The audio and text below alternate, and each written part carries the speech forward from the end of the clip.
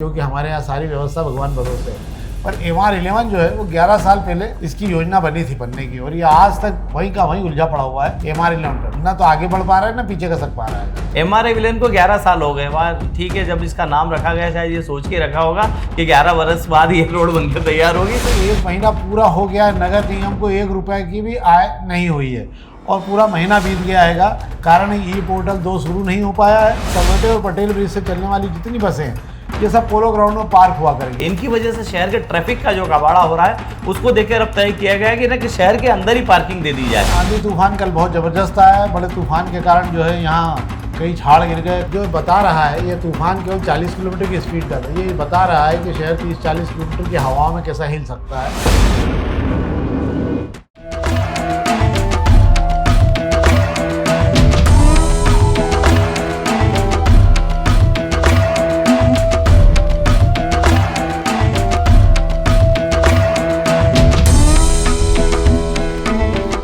नमस्कार। शाम के अखबारों की चर्चा चाय के साथ, खबरें भी है और चर्चा भी है। आज हम सीधे न इधर न उधर सीधे खबरों पे उतरते हैं। खबरें भी अच्छी हैं और कुछ खबरें बहुत अच्छी हैं जिस पर हम बात करना चाहते हैं। तो आज हम सबसे पहले प्रभात किरण शुरू करते हैं। ठीक है जी, शुरू करें जी। तो प्रभात किरण से शुरू करते हैं। प्रभात किरण में आज विज्ञापन ही है जन्मदिन के। प्रताप करोसिया जी का जन्मदिन मन रहा भव्य रूप से।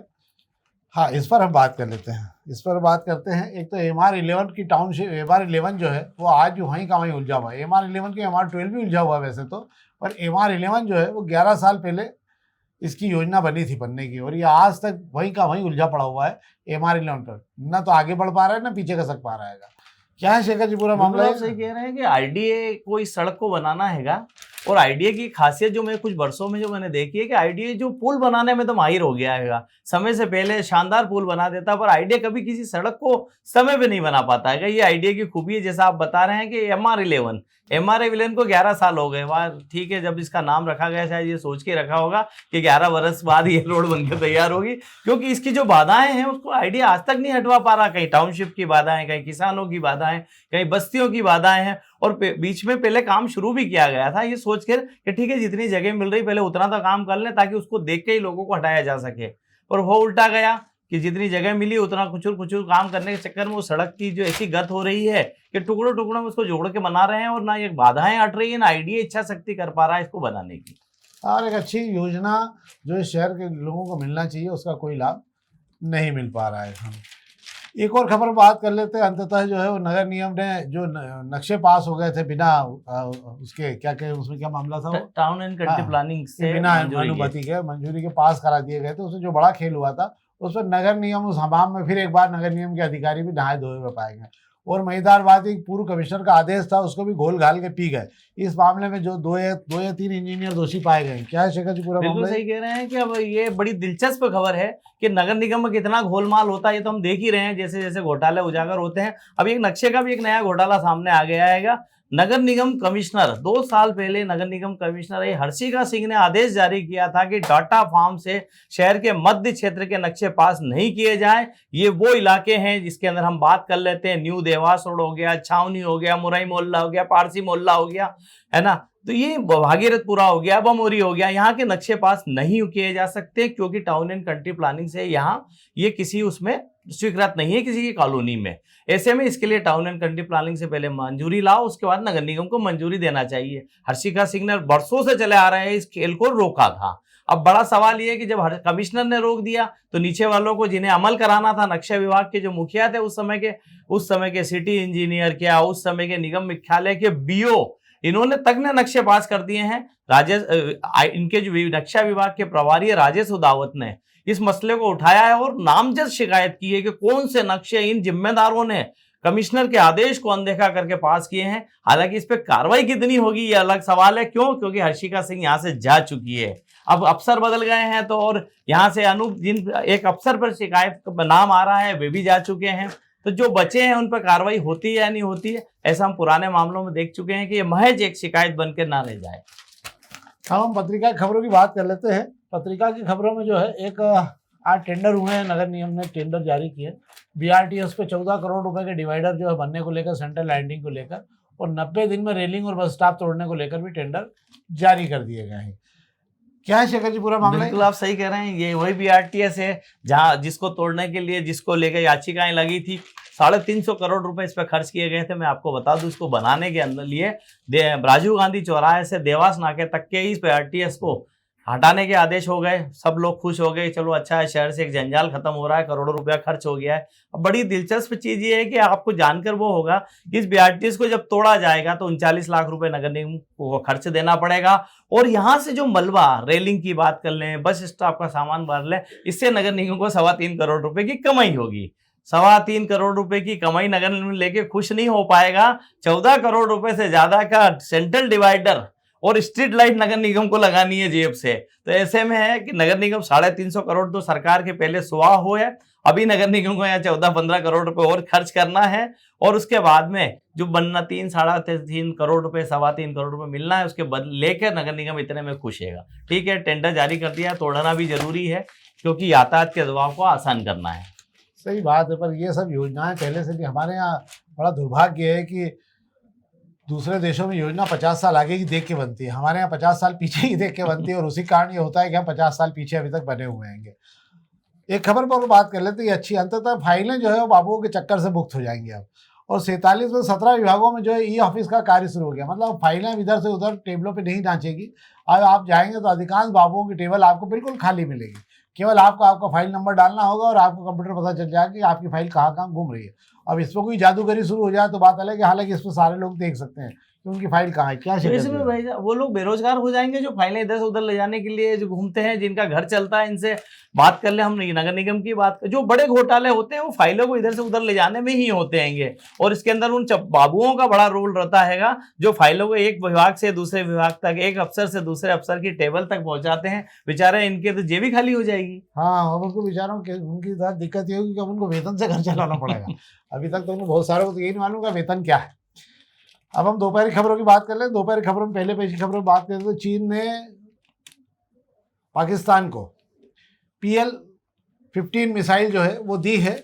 और ये बड़ी मारक क्षमता वाली मिसाइल है, 200 किलोमीटर तक जो है रेडार को दरकिनार करके ये मिसाइल जो है हमला कर सकती है। और इसमें परमाणु हथियार ले जाने की क्षमता भी है। ऐसी 100 मिसाइलें जो है इनका उपयोग भारत के खिलाफ होगा। इससे तय हो गया है कि चीन पूरी तरह से पाकिस्तान के साथ जाएगा। पर अब मुझे जो स्थितियां दिख रही है उससे लग रहा है कि भारत भी जो है बहुत जल्दी युद्ध की तैयारियों में नहीं है, बहुत आराम से इस मामले को अब लड़ना चाहेगा। इसलिए जो लोग ये स्वप्न देख रहे थे कि बस 2-4 दिन में बम फाड़ सब हो जाएंगे, उन्हें अब थोड़ा दिन धैर्य रखना पड़ेगा युद्ध का मजा लेने के लिए। दूसरी ओर मध्य प्रदेश में CNG वाहनों को भी टैक्स से छूट दी जा रही है। इसके पहले जो है ई-व्हीकल को दी जा रही थी, पर CNG वाहनों के लिए भी अगले कुछ दिनों में योजना आ रही है जिसके अंदर उन्हें छूट दी जाएगी। ये तो थी पहले पेज की खबर है जिसमें मैंने आपसे बात की। एक खबर पर हम और बात कर लेते हैं। 1 महीना पूरा हो गया है, नगर निगम को 1 रुपए की भी आय नहीं हुई है और पूरा महीना बीत गया है। कारण ई-पोर्टल 2 शुरू नहीं हो पाया है और सारी राजस्व की वसूली और तमाम काम बिल्कुल बंद पड़े हुए हैं। क्या शेखर जी? बिल्कुल सही कह रहे हैं, इंदौर की बात नहीं कर रहे हैं। ई नगर पालिका पोर्टल पूरे मध्य प्रदेश में लागू है, सिर्फ भोपाल को छोड़ दिया जाए तो। ई नगर पालिका पोर्टल से नगर निगम नगर पालिका के काम चलते हैं। 1 अप्रैल से ये जो पोर्टल बंद हुआ है, एक्चुअली बंद हुआ है ये कह के बंद किया गया है कि इसका अपडेशन वर्जन ला रहे हैं, ई नगर पालिका 2.0 ला रहे हैं। अब 2.0 को लाने के पीछे की वजह यह है कि पिछले साल जो है ई नगर पालिका पोर्टल ऐसा हैक हो गया था कि खाते जो है सारे डिस्टर्ब हो गए थे, गायब हो गए थे, जिसको रिकवर करने में बड़ी मशक्कत हुई थी। अगली बार से इसे कोई हैक ना कर पाए, इसलिए इस बार इसको अपडेशन किया जा रहा है। पर अपडेशन के चक्कर में इतना लंबा खिंच गया है कि पूरा 1 महीना निकल गया है। नगर निगम में ना टैक्स रुपए इससे 1 रुपया जमा हो पाया है, ना ही नक्शे पास हो पा रहे हैं, जो नगर निगम का अहम काम में ये कड़ी होती है इस पोर्टल की। अब हम बात कर रहे थे अग्निमाणिक खबरों की। अग्निमाणिक खबरों में एक खबर ये अच्छी है, इस पर बात कर लेते हैं। बाकी पर हम बात कर चुके हैं। जो खबरें इसमें छपी है सभी अखबारों में छपी है। एक तो फ्री बसों के लिए, चाहे जहां जो पार्किंग हो रहा है बसों का शहर भर में, उसको लेकर एक अच्छा प्रयास शुरू किया है कि सरवटे और पटेल ब्रिज से चलने वाली जितनी बसें हैं ये सब पोलो ग्राउंड में पार्क हुआ करेगी। उनके समय के पहले, कुछ समय पहले वहां पहुंचेगी। सरकारी जमीन का समतलीकरण किया जा रहा है और बाकी सारी व्यवस्थाएं वहां जुटाई जा रही है। क्या शेखर जी? बिल्कुल सही कह रहे हैं। ये एक पहल जो की गई अच्छी पहल है। कारण ये है कि बस वाले मान नहीं रहे हैं। निजी बस ऑपरेटर को शहर से बाहर करने के लिए कलेक्टर ने कई बार कोशिश कर ली। इन पर कार्रवाई भी की गई, जुर्माना भी लगाया गया, इनसे शपथ पत्र भी तक ले लिए गए। उसके बावजूद शहर के अंदर ये दाखिल होने में कामयाब हो जाते हैं और वापस दाखिल हो चुके हैं। इनकी वजह से शहर के ट्रैफिक का जो कबाड़ा हो रहा है उसको देखकर अब तय किया गया है कि शहर के अंदर ही पार्किंग दे दी जाए। तो पोलो ग्राउंड में जो सरकारी खाली जगह पड़ी हुई है वहां पर गाड़ियों को पार्क करने की सुविधा दी जाएगी। मेरा ऐसा मानना है कि मुफ्त में पार्किंग नहीं करने देना चाहिए। कम से कम उस जगह का रख रखाव जो है इन बस वालों से लेना चाहिए, क्योंकि ये बस वाले वैसे भी मानने को तैयार नहीं है। अगर आप इन्हें नहीं वहां पर करने देंगे तो शहर में चाहे जहां बसें खड़ी कर देते हैं। इस वजह से शहर का ट्रैफिक कितना खराब हो रहा है ये हम सब देख सकते हैं। जब शहर से बाहर इन्हें किया गया तो रिंग रोड का इन्होंने क्या हाल किया है, वो आप शाम के समय रिंग रोड से गुजरेंगे तो आपको खुद को पता चल जाएगा। अब एक और खबर बात कर लेते हैं। आंधी तूफान कल बहुत जबरदस्त आया है। बड़े तूफान के कारण जो है यहाँ कई झाड़ गिर गए, कई चौराहों पे जाम लगा रहा। और सबसे बड़ी बात ये, कल उज्जैन रोड पे राम को जब सांवेर रोड पे आंधी और तूफान चला तो सांवेर से उज्जैन के रोड पे इतना जाम लग गया था कि वहाँ 1.5 से 2 घंटे रात को जो लोग उलझे थे वे वहाँ से निकल नहीं पाए थे। और कई जगह वार्डों में शेड बेड उड़ गए हैं। कई सरकारी उद्यान कार्यालय के परिसर में भी कुछ न कुछ उखड़ता रहा है। शाम तक, रात तक जो है नगर निगम और प्रशासन काम करता रहा। पोलो ग्राउंड में 2 झाड़ गिर गए तो उसके कारण जेल रोड की पूरी लाइट 2 से 3 घंटे पूरी बंद, रात को 10 बजे शुरू हो पाई थी। क्या शेखर जी मामला? सर बिल्कुल सही कह रहे हैं। आंधी तूफान की बात करें, प्री मानसून के काफी पहले इस तरीके का आंधी तूफान आने ने आकर ये बता दिया कि शहर में तैयारियां कमजोर है। ना बिजली विभाग की प्रॉपर तैयारी है, ना दूसरे विभाग की। हालांकि जिस रफ्तार से कल जो है हवा चली है, उस हवा ने सारे इंतजामों को तहस नहस कर दिया। सबसे ज्यादा तो हम देखेंगे जब हम शास्त्री पुल के ऊपर से निकलते हैं तो जो आसपास जो होर्डिंग लगे हुए थे, उन होर्डिंग पे जो पोस्टर जिनका प्रचार प्रसार हो रहा था वो हवा में उड़ गए, उनके चितड़े उड़ गएंगे। तो ये सारी चीजें जब होर्डिंग उसको पूरा हवा के प्रेशर को झेल नहीं पाए तो पेड़ पौधे जो पुराने हो चुके हैं वो कहाँ से झेल पाते। और हालात देखिए आप, बिजली विभाग को देर रात तक मशक्कत करनी पड़ी है। कुछ इलाकों में 2 घंटे में बिजली आ गई, कोई में 4 घंटे में आ गई, कई जगह देर रात बिजली पहुंची है। ये जो बता रहा है, ये तूफान केवल 40 किलोमीटर की स्पीड का था। ये बता रहा है कि शहर 30-40 किलोमीटर की हवा में कैसा हिल सकता है। आप कल्पना करिए कि जिस दिन 60 से 70 किलोमीटर की हवा का कोई तूफान आया उस दिन इस शहर में आपको जो है आधा शहर उड़ा हुआ मिलेगा। इस शहर की आधी लाइनें बंद मिलेगी, क्योंकि हमारे यहाँ सारी व्यवस्था भगवान भरोसे है और उसी के कारण जो है ये दिक्कतें होती है। तो ये तो थी अखबारी खबरें। आज अब एक समस्या पर बात करना चाहते हैं, और समस्या ये है कि समस्या को उसको आपदा को अवसर बनाकर जो खेल खेले जाते हैं उसमें आम लोगों के बारे में कोई ध्यान नहीं। और नगर निगम से लेकर सारे अधिकारी जो हैं जो उस खेल के पीछे होते हैं वो केवल अपना खेल खेलते हैं। धूप बहुत ज़्यादा है, गर्मी बहुत पड़ रही है, तो हर चौराहे पे शेड बना दिया गया। शेड बनाने को लेकर कोई प्लान नहीं, केवल जाकर नॉर्मल स्थिति, मतलब उसको स्ट्रक्चर डिज़ाइन। वही बात आ रही है कि इसके सब जगहों की जवाबदारी कौन लेता है? ना कोई इंजीनियर तो बनाता नहीं है। टेंट वाले ने 2 सब्बल ठोके और इतना बड़ा टेंट खड़ा कर दिया वहाँ पे, और इतना बड़ा उसके ऊपर एंगल कस दिए गए। ये इतना बड़े हादसे का कारण बने कि बहुत सारी जगहों पर शेड गिर गए, झुक गए। किसी जगहों पर तो बहुत ही बुरी स्थिति रही। ये तो ईश्वर का धन्यवाद है कि वो जो है गिरे नहीं। अगर ये गिरते तो निश्चित रूप से कुछ गाड़ियों से लेकर कुछ वाहन चालकों को बड़ा नुकसान होता। पर इसको लेकर हमारे यहाँ कोई प्लान नहीं है। जिन लोगों ने, कंपनियों ने अपने प्रचार प्रसार के लिए भरपूर उपयोग किया, उन लोगों को भी कोई चिंता नहीं थी। उन्होंने तो केवल टांग दिया, और कंपनियां जिन्होंने लगाया वो भी खेल खेल गए। क्या शेखर जी? बिल्कुल आप सही कह रहे हैं। एक छोटा कल जो जिस तरीके से आंधी तूफान आया है, उस तूफान में जिस तरीके से ये शेड जो चौराहों पर राहत देने के लिए लगाए गए थे, बात राहत की कम थी और अपने प्रचार प्रसार की ज्यादा थी। इसको लेकर हल्ला भी मचा था, और जब हल्ला मचा था उसके पहले ये शेड लग चुके थे। सबसे बड़ी सवाल ये है कि शेड किसकी शय पे लगाए गए थे? वजह नगर निगम के वो कौन जिम्मेदार है जिन्होंने इस तरीके की शेड लगाने की परंपरा को शुरू कराना चाहिए, कोई बुराई नहीं है, पर इस तरीके से कराना चाहिए कि उसका स्ट्रक्चर इतना मजबूत रहे कि इस तरीके का जो आंधी तूफान है, अभी तो शुरुआत है, अभी तो प्री मानसून के आंधी तूफान आना बाकी है, ऐसे में कोई जनहानि ना हो जाए इसके लिए चिंता करनी होगी। और कल जिस तरीके से तूफान में ये जिस धराशायी हो गए, नीचे लटक गए हैं, कोई जनहानि अभी तो नहीं हुई है, पर एक सबक लेना चाहिए कि ये हो गए कैसे। अब बात कर लें कि जिस दिन से लगाना शुरू हो गए, लग गए। उसके बाद एमआईसी में मुद्दा उठा, विरोध भी हुआ। उसके बाद अफसर राजी नहीं थे, महापौर परिषद राजी थी, ऐसे जैसे तैसे मिला के तालमेल बिठाया गया कि चलो ठीक है, कंपनी को ज्यादा प्रचार करने की मोहलत मत दो, पर शेड लगा रहने दो। पर इन शेड को लगा रहने देने की मंजूरी दी थी, इनका स्ट्रक्चर की जांच भी होनी चाहिए थी। नगर निगम के जिन जिम्मेदार अफसरों को इसकी जांच करनी थी, उन्होंने क्या देखा उसका नमूना हमने कल देख लिया है। यही नगर निगम के वो जिम्मेदार अफसर हैं जो नगर शहर में घटिया काम होता है उसके लिए भी ये जिम्मेदारी नहीं लेते हैं और शहर में घोटाले होकर निकल जाते हैं। ये ताजा मुझे सामने दिखाई दे रहा है कि जिसकी गुणवत्ता की जांच जिन जिम्मेदारों के पास थी, उन्होंने क्या देखा है, उनसे सवाल होना चाहिए और उनसे इसका जवाब भी लेना चाहिए। कल को अगर किसी को कोई हादसा हो जाता, कोई जनहानि हो जाती, तो उसका जिम्मेदार कौन होता? हाँ, इसमें एक और बात जरूर है। अतुल सेठ इंदौर के स्ट्रक्चर डिजाइन के इंजीनियर भी हैं वे और वास्तुविद भी हैं वो।